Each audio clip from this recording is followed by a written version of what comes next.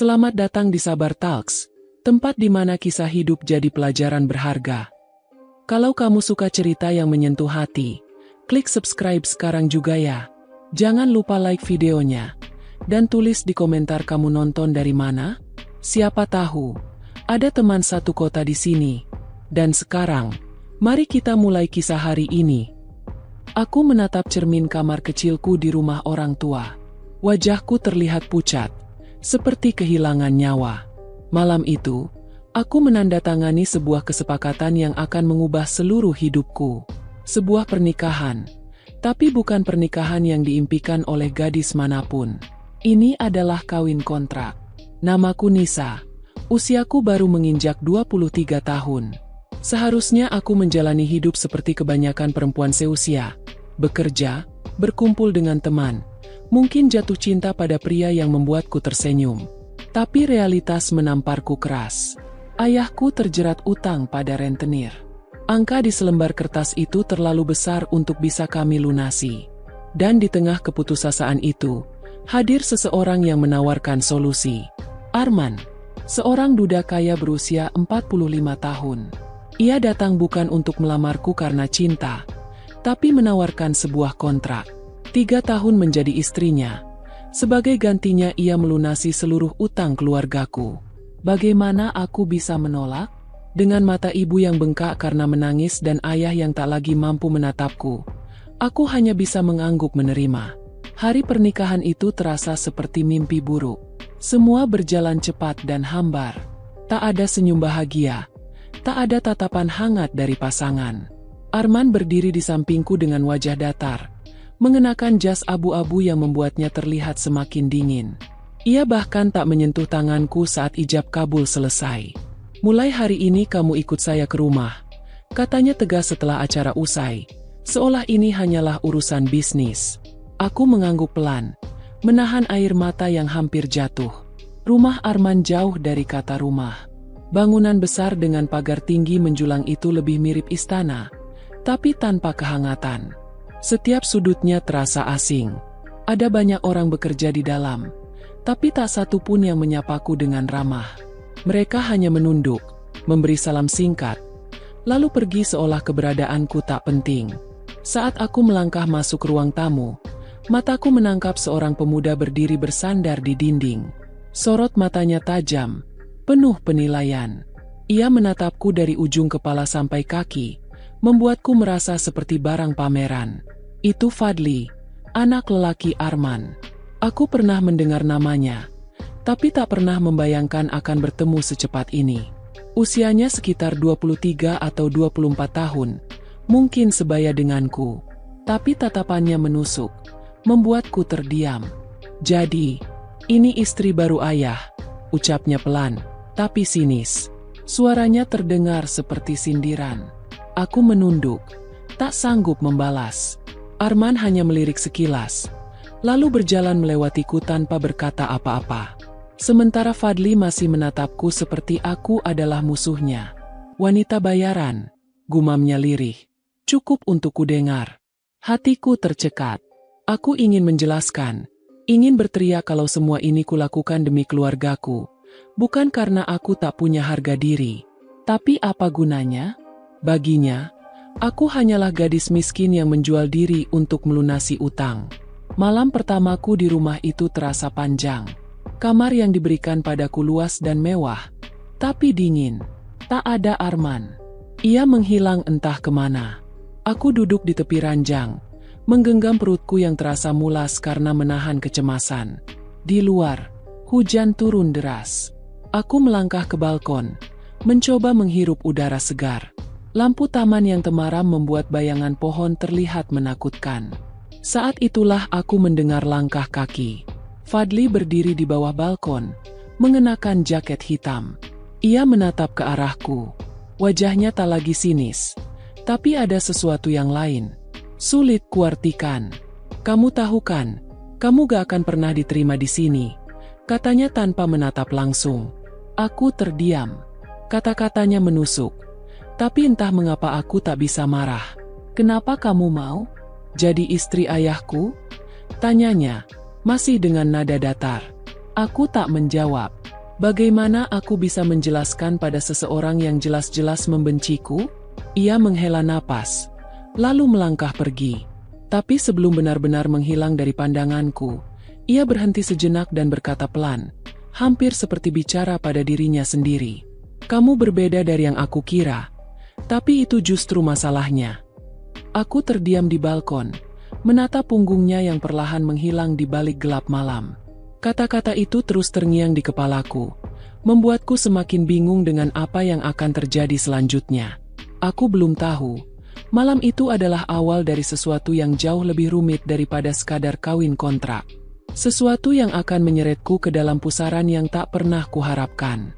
Pagi itu, aku terbangun dengan kepala yang berat. Udara di kamar masih dingin. Bau wangi bunga segar dari vas di meja kecil seolah tak cukup menenangkan hatiku. Aku menatap cermin di sudut ruangan, melihat bayangan seorang perempuan yang terlihat asing. Gaun tidur berwarna putih membuatku seperti tahanan di rumah mewah ini. Saat aku membuka pintu kamar, suara langkah kaki terdengar mendekat. Seorang wanita parubaya dengan seragam rapi datang menghampiri. Bu Nisa, Pak Arman sudah berangkat ke kantor. Beliau bilang, jika ada keperluan, sampaikan ke saya. Katanya datar tanpa ekspresi. Aku hanya mengangguk. Entah mengapa, sebutan Bu Nisa terdengar mengganjal. Aku berjalan ke ruang makan. Meja panjang berlapis marmer dipenuhi berbagai hidangan, tapi tak ada siapapun di sana. Duduk di ujung meja, aku memandangi makanan itu dengan hampa. Rasanya aneh, seperti sedang menjadi tamu tak diundang di rumah sendiri. Suara pintu berderit memecah keheningan. Fadli masuk, dengan rambut yang masih basah sehabis mandi. Ia mengenakan kaos hitam polos dan celana jeans, sederhana, tapi tatapannya tajam membuatku tercekat. Ia duduk di seberangku tanpa berkata sepatah kata pun. Hanya mengambil secangkir kopi dari pelayan dan menyesapnya perlahan. Keheningan itu terasa begitu menekan. Selamat pagi, ucapku akhirnya. Mencoba mencairkan suasana. Ia menatapku sekilas. Dingin. Kau tidak perlu berpura-pura ramah di hadapanku. Kata-katanya seperti cambuk yang menyayat. Aku menunduk, menggenggam ujung bajuku, berusaha menahan diri agar tidak membalas. Aku hanya ingin bersikap sopan, jawabku pelan. Ia menyeringai miring. Sopan? Kau pikir sopan itu cukup untuk membuatmu diterima di rumah ini? Kau tahu kan, semua orang di sini membicarakanmu di belakang. Ibu-ibu di keluarga besar sudah memberi cap buruk untukmu. Dan aku tidak punya alasan untuk membantah mereka. Aku memejamkan mata, menahan air mata yang hampir jatuh. Aku tahu posisiku di sini. Kau tak perlu mengingatkanku. Fadli meletakkan cangkirnya dengan suara berderak, membuatku sedikit tersentak. Kalau kau tahu posisimu, jangan berusaha merebut simpati siapapun di rumah ini. Jalani saja kontrakmu. Selesai. Ucapan itu membuatku tercekat. Rasanya seperti diinjak-injak. Tapi aku memilih diam. Hari-hari berikutnya terasa seperti siksaan. Arman jarang pulang. Kalaupun pulang, ia tak pernah benar-benar berinteraksi denganku. Hanya memberi arahan singkat atau bicara soal aturan rumah. Hubungan kami nyaris tak seperti suami istri. Sementara itu, keberadaan Fadli seperti bayangan yang tak bisa kuabaikan. Ia selalu ada di sekitar, entah di ruang tamu, taman, atau lorong rumah. Tapi setiap kali mata kami bertemu, ia hanya memberikan tatapan datar, lalu pergi begitu saja. Sampai suatu malam, semuanya berubah. Aku duduk di taman belakang, mencoba mengusir penat. Lampu taman berwarna kekuningan menyorot pohon-pohon yang bergoyang ditiup angin. Aku menarik napas panjang, mencoba menenangkan diri. Ternyata kamu suka duduk di sini. Suaranya membuatku kaget. Fadli berdiri tak jauh dariku, membawa sebotol air mineral. Ia berjalan mendekat, lalu duduk di bangku sebelahku. Aku menunduk, tak tahu harus berkata apa. Kamu kenapa mau begini? Jadi istri kontrak ayahku? Tanyanya tiba-tiba. Aku menoleh, menatap wajahnya. Pertanyaan itu sama dengan yang ia lontarkan beberapa malam lalu. Tapi kali ini suaranya terdengar berbeda. bukan sindiran, tapi seperti benar-benar ingin tahu. Karena aku tidak punya pilihan, jawabku jujur. Ia terdiam, menatap lurus ke depan. Kamu sadarkan, hidup di sini gak akan gampang. Mereka akan selalu menganggapmu rendah. Aku mengangguk. Aku sudah siap. Aku hanya ingin menyelamatkan keluargaku.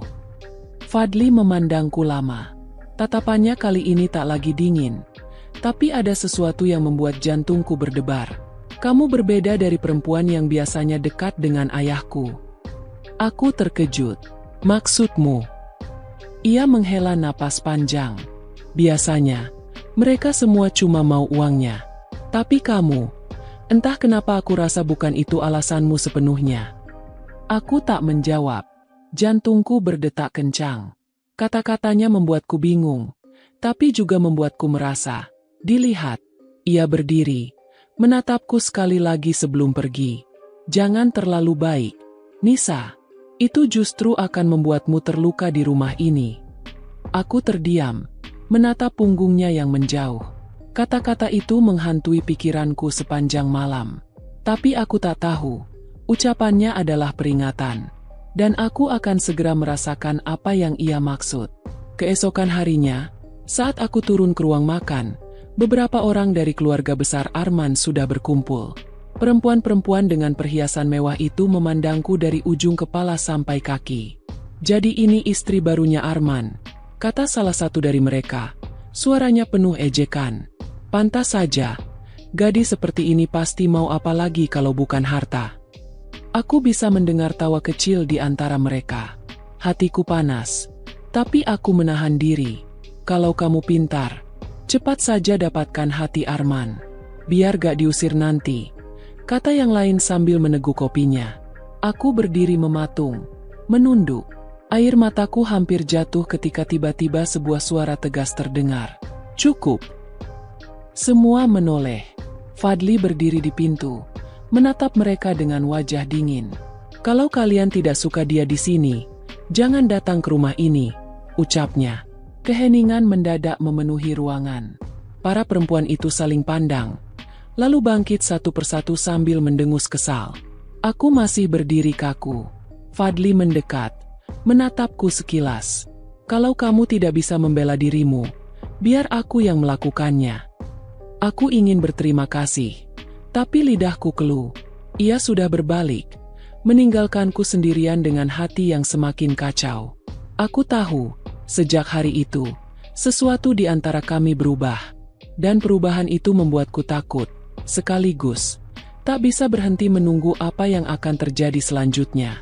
Hari-hari berikutnya berjalan seperti bayangan. Setiap sudut rumah besar ini mengingatkanku bahwa aku adalah orang luar. Pelayan-pelayan di sini masih menatapku dengan dingin. Mereka selalu sopan, tapi tatapan mereka menyeratkan jarak. Rumah ini mungkin tampak megah dari luar, tapi bagiku, ia seperti penjara dengan dinding emas. Suatu siang, aku duduk di ruang tamu sambil memegang buku yang bahkan tak kupahami isinya. Arman baru saja pulang sebentar, hanya untuk berganti pakaian dan kembali ke kantornya. Ia bahkan tak menoleh padaku, seolah aku hanyalah bagian dari perabot rumah. Hati ini semakin teriris. Bosan, ya? Aku menoleh. Fadli berdiri di ambang pintu dengan tangan terlipat di dada.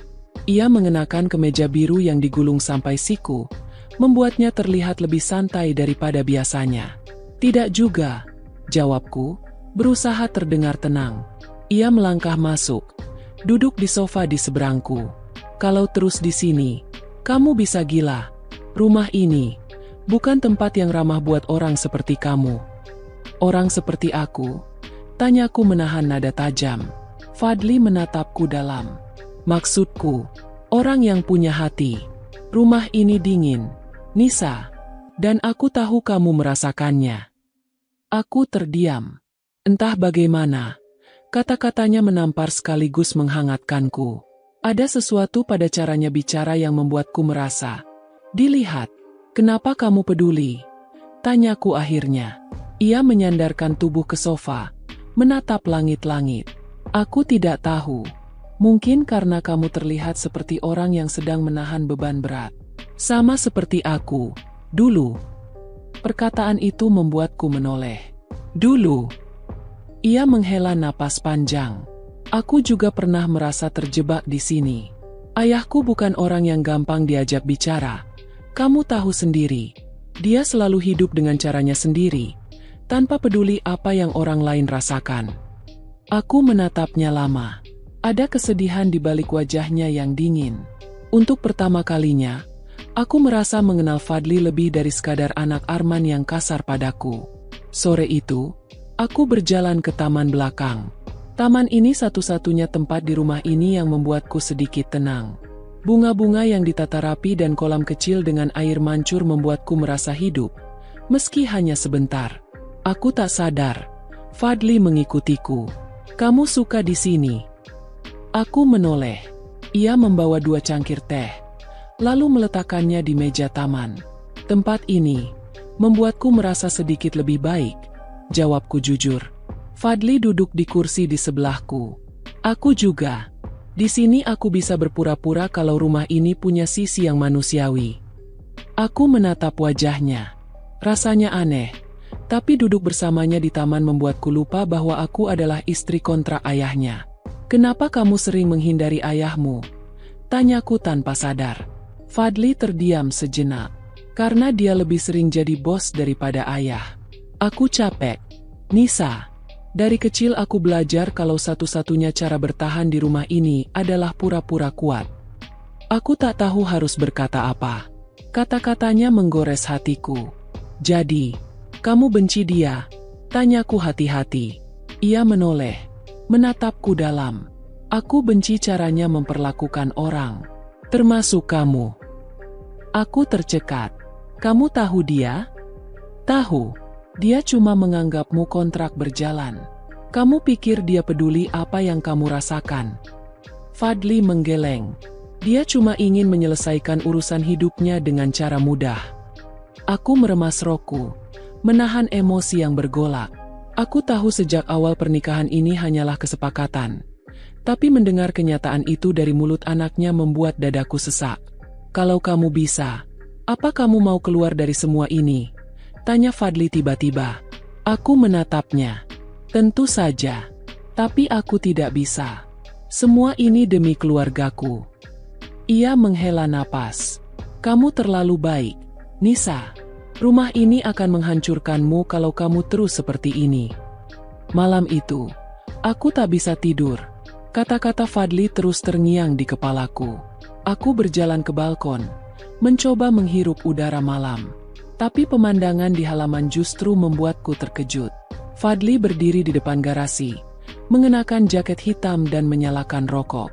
Asapnya mengepul di udara, membuatnya terlihat seperti seseorang yang sedang berperang dengan pikirannya sendiri. Aku ragu-ragu, tapi akhirnya turun menghampirinya. Kamu belum tidur? Tanyaku pelan. Ia menoleh sebentar, lalu mematikan rokoknya. Aku gak bisa tidur.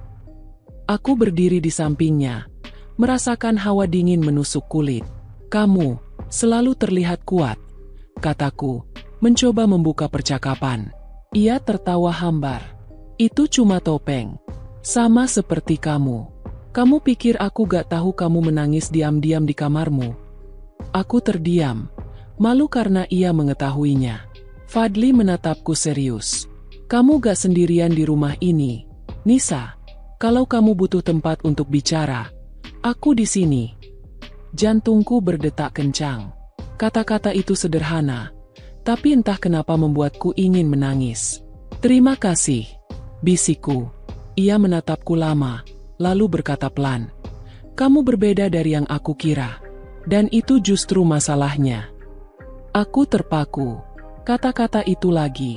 Tapi kali ini, ia mengatakannya sambil menatap langsung ke mataku. Seolah ada makna lain yang belum berani ia ungkapkan. Aku kembali ke kamarku malam itu dengan pikiran yang kacau. Untuk pertama kalinya, aku merasa rumah besar ini tidak sepenuhnya menelanku hidup-hidup. Ada seseorang di sini yang membuatku merasa masih ada yang peduli. Tapi aku juga sadar, semakin dekat aku dengan Fadli, semakin berbahaya posisiku di rumah ini. Dan aku belum tahu Badai besar sedang menunggu di depan.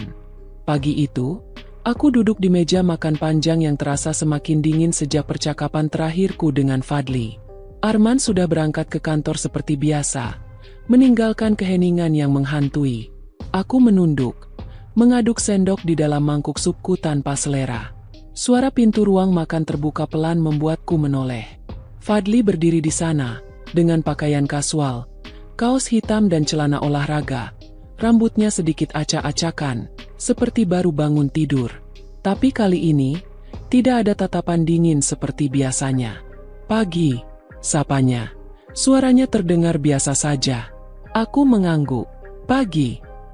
Ia menarik kursi dan duduk di seberangku. Untuk beberapa saat, kami hanya diam, tapi tatapan matanya sesekali bertemu dengan mataku. Ada sesuatu di sana, bukan lagi kebencian, bukan pula sekadar basa-basi. "Kamu gak makan banyak," katanya sambil melirik mangkukku. "Aku belum terlalu lapar," jawabku. Ia menghela napas. "Kalau kamu terus begini, kamu bisa sakit. Rumah ini gak akan peduli kalau kamu sampai jatuh." Kalimat itu membuatku menoleh, menatapnya. "Kenapa kamu peduli?" Fadli menatapku dalam, lalu tersenyum samar. Entahlah, mungkin karena aku tahu rasanya diabaikan di rumah ini. Aku terdiam. Kata-katanya seperti membuka jendela kecil ke dunia Fadli yang selama ini tertutup rapat. Hari itu, aku memutuskan untuk berjalan-jalan di sekitar halaman rumah. Pagar tinggi menjulang membuatku merasa terkurung. Aku melangkah ke taman belakang, menikmati angin sore. Tapi sebelum aku sempat duduk di bangku taman, suara Fadli memanggilku. "Mau ikut?" Aku menoleh. Ia berdiri tak jauh, sambil mengangkat kunci mobil. "Maksudmu?" tanyaku bingung. "Keluar sebentar. Kamu pasti bosan terkurung di sini," katanya santai. Aku ragu. "Kalau ayahmu tahu." "Ayah gak akan tahu," potongnya cepat. "Lagi pula, kamu perlu lihat dunia di luar rumah ini. Kamu seperti burung di sangkar." Aku menatapnya lama, menimbang-nimbang. Tapi akhirnya aku mengangguk. Kami naik ke mobilnya. Fadli membuka jendela sedikit, membiarkan angin sore masuk. Perjalanan itu sunyi, hanya diisi suara musik pelan dari radio. Tapi entah kenapa, sunyi itu tidak terasa mengganggu. "Kamu mau kemana?" tanyaku. "Tempat yang tenang," jawabnya singkat. Setelah sekitar 20 menit, kami tiba di sebuah kafe kecil di pinggir kota. Kafe itu sederhana, tapi hangat. Fadli menarik kursi untukku, lalu memesan 2 cangkir teh hangat. "Kamu sering kesini?" tanyaku, mencoba membuka percakapan. Ia mengangguk. "Iya, tempat ini semacam pelarian buatku dari semua tekanan di rumah." Aku tersenyum tipis. Aku bisa mengerti. Fadli menatapku lama. "Kamu tahu, kamu berbeda dari yang aku kira. Awalnya aku pikir kamu cuma gadis yang mau memanfaatkan ayahku. Tapi ternyata..." Ia berhenti, menatap keluar jendela. "Ternyata apa?" tanyaku pelan. Ia kembali menatapku. "Ternyata kamu punya hati. Dan itu membuatku ingin tahu lebih banyak tentangmu." Jantungku berdegup kencang. Kata-kata itu membuat suasana mendadak canggung. Aku menunduk, memainkan cangkir di tanganku. "Aku cuma melakukan apa yang harus kulakukan," kataku, mencoba menutupi perasaan yang mulai tak terkendali. "Tapi itu yang membuatmu berbeda," balasnya cepat. Aku terdiam. Malam itu, setelah kami kembali ke rumah, aku duduk di ranjang dengan pikiran yang berkecamuk. Perkataan Fadli terus terngiang, membuatku ingin tahu lebih banyak tentangmu. Apa maksudnya? Kenapa kata-kata itu terdengar seperti lebih dari sekadar rasa ingin tahu? Aku mencoba menepis pikiran itu, tapi tak bisa. Keesokan harinya, badai kecil datang. Aku sedang berjalan ke dapur ketika mendengar suara bisik-bisik dari 2 pelayan. Dia pikir siapa dirinya? Menikah cuma karena kontrak. Sekarang sudah mulai keluar sama anaknya sendiri. Iya, memalukan sekali. Gak heran Bu Rini bilang dia gak pantas ada di sini. Aku berdiri kaku. Mereka jelas membicarakan aku dan Fadli. Hatiku panas. Ada yang salah? Suaraku memecah keheningan. Mereka berdua terkejut, lalu menunduk buru-buru. Maaf, Bu, kami. Lain kali kalau mau bicara, pastikan kalian cukup jauh dariku. Potongku dingin, lalu berjalan pergi. Tapi kata-kata mereka sudah menusukku dalam-dalam. Sore itu, aku duduk di balkon, menatap langit yang mulai menggelap. Aku merasa dunia meniliku tanpa tahu apa yang sebenarnya terjadi. Kenapa murung? Aku menoleh. Fadli berdiri di ambang pintu balkon. Ia berjalan mendekat, lalu duduk di sebelahku. Mereka semua membenciku, kataku pelan. Lupakan mereka, jawabnya cepat. Mereka gak tahu apa yang sebenarnya kamu lalui. Aku menghela napas. Kamu gak tahu rasanya dinilai seperti itu. Ia menoleh, menatapku serius. Aku tahu, Nisa, lebih dari yang kamu kira. Aku menatap matanya, mencari kejujuran di sana. Dan aku menemukannya. Kamu gak sendirian, katanya pelan. Seketika aku merasa dadaku sesak. Perkataan itu sederhana, tapi hangat. Sesuatu yang tak pernah kudengar dari siapapun di rumah ini. Saat Fadli bangkit untuk pergi, ia menoleh sebentar. Kalau kamu butuh tempat untuk bicara, cari aku. Aku hanya mengangguk. Tapi malam itu, sebelum tidur, aku sadar sesuatu. Fadli bukan lagi sekadar anak dari suamiku. Ia menjadi sesuatu yang tak seharusnya aku rasakan. Dan itu menakutkanku. Aku duduk di ranjang dengan tangan meremas sprei, memikirkan tatapan Fadli yang terus menghantui. Tatapan itu bukan lagi tatapan anak yang membenci ibu tirinya, melainkan tatapan yang lebih rumit, yang seharusnya tak pernah ada di antara kami. Keesokan harinya, aku mencoba bersikap seperti biasa, bersembunyi di balik topeng tenang.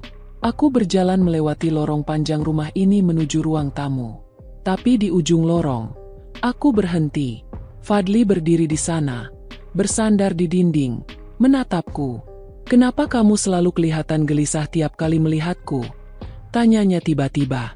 Aku terkejut. Aku tidak gelisah, jawabku cepat. Menunduk. Ia mendekat. Langkahnya pelan tapi mengintimidasi. Kamu gak pandai berbohong, Nisa. Aku mundur setapak. Tapi punggungku sudah menempel di dinding. Jarak kami begitu dekat hingga aku bisa mendengar napasnya. Jangan terlalu dekat, Fadli, bisikku. Ia berhenti, menatapku lama. Kenapa? Karena aku anak dari suamimu. Jantungku berdetak kencang. Aku ingin bicara, tapi lidahku keluh. Ia tertawa hambar, mundur selangkah, lalu berkata pelan, "Jangan takut. Aku gak akan melakukan sesuatu yang kamu gak mau." Fadli pergi, meninggalkanku terengah-engah di lorong. Tapi yang lebih menggangguku bukan jarak yang tadi begitu dekat, melainkan kenyataan bahwa aku tidak membencinya. Hari itu, suasana rumah semakin menekan. Keluarga besar Arman datang untuk makan malam bersama. Aku dipaksa mengenakan gaun mahal yang disiapkan oleh asistennya. Gaun itu indah, tapi membuatku merasa seperti boneka pameran. Saat aku turun ke ruang makan, percakapan mereka terhenti. Semua mata memandangku. "Ini istri barunya Arman?" tanya seorang perempuan dengan suara yang dibuat-buat ramah. Cantik, tapi masih terlihat seperti orang kampung. Beberapa orang tertawa kecil. Pipiku memanas, tapi aku menahan diri. Aku sudah bilang, Arman itu memang aneh. Pilihannya selalu unik. Sambung yang lain dengan senyum mengejek. Aku ingin keluar dari sana, tapi tatapan Arman dari ujung meja menahanku. Ia hanya duduk diam, wajahnya datar, tidak berniat membelaku. Aku menunduk, mencoba mengabaikan rasa sakit yang menggerogoti. Tiba-tiba suara Fadli terdengar. "Kalau kalian cuma datang untuk menghina, pintu keluar di belakang." Semua menoleh ke arahnya. Fadli berdiri di samping meja dengan tangan terlipat. Tatapannya tajam, suaranya tegas. "Fadli, apa-apaan kamu bicara seperti itu pada keluarga sendiri? protes salah satu dari mereka. Keluarga. Fadli mendengus. Keluarga gak seharusnya memperlakukan tamu di rumahnya seperti ini. Suasana mendadak hening. Aku menatap Fadli, terkejut. Ia menoleh sekilas ke arahku, dan untuk pertama kalinya aku melihat sesuatu di matanya, perlindungan. Setelah makan malam selesai dan para tamu pergi, aku duduk di taman belakang. Aku butuh udara segar untuk menenangkan hati. Kamu baik-baik saja? Aku menoleh. Fadli berdiri di dekat pintu, membawa 2 cangkir teh hangat. Seharusnya aku sudah terbiasa, jawabku lirih. Ia duduk di sampingku, menyerahkan 1 cangkir. Kalau mereka keterlaluan, kamu harus melawan. Aku menghela napas. Kalau aku melawan, itu akan membuatku semakin buruk di mata mereka. Lalu sampai kapan kamu mau seperti ini? Membiarkan mereka menginjakmu? Fadli menatapku tajam. Aku menunduk. Aku tidak tahu. Ia menaruh cangkirnya di meja, lalu berkata pelan. Kalau kamu butuh seseorang untuk melawan bersama, aku ada di sini. Kata-kata itu membuatku terdiam. Kenapa kamu melakukan ini? Tanyaku akhirnya. Fadli menoleh, menatap mataku lekat-lekat. Karena kamu satu-satunya orang di rumah ini yang terlihat benar-benar hidup. Dan aku tidak ingin melihatmu hancur. Dadaku sesak. Aku menatapnya lama, tak mampu berkata apa-apa. Beberapa hari setelahnya, aku mulai memperhatikan hal-hal kecil tentang Fadli. Bagaimana ia selalu berdiri di sisi yang sama ketika berjalan di koridor bersamaku, seolah menjaga jarak tapi tetap melindungi. Bagaimana ia diam-diam menyiapkan kursi di ruang makan agar aku tidak duduk di pojok terjauh. Dan bagaimana tatapannya selalu menemukan mataku, bahkan di tengah keramaian. Tatapan itu membingungkan, membuatku takut, tapi juga membuatku merasa hidup. Malam itu, aku berjalan ke dapur untuk mengambil air. Rumah sudah sepi, tapi di lorong menuju kamarku, aku berhenti. Fadli berdiri di ujung lorong, punggungnya bersandar di dinding. Kamu gak tidur? Tanyaku. Ia menoleh, menatapku dengan mata yang sayu tapi tajam.